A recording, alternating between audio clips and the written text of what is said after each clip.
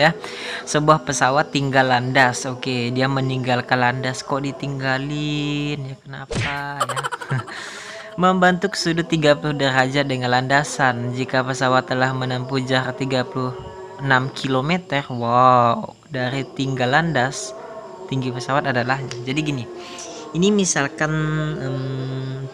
landasannya gitu ya. Nah, dia tuh terbang ya, meninggalkan landasannya, terbang. Misalkan terbang ke hatimu ya. Cin, ini terbang.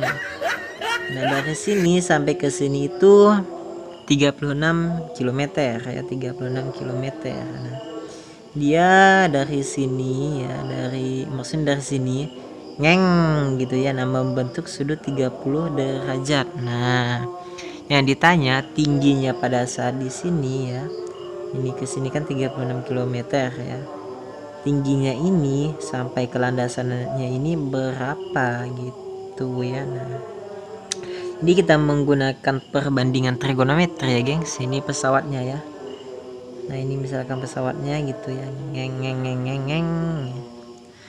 Nah, jadi kita menggunakan perbandingan sin ya, karena sin kan depan bagi miring gitu ya. Nah, jadi sin 30 berbanding x per 36 gitu ya. Nah, kan sin 30 itu kan demi, sin 30 itu nilainya setengah ya. Nah, ini jadi x per 36.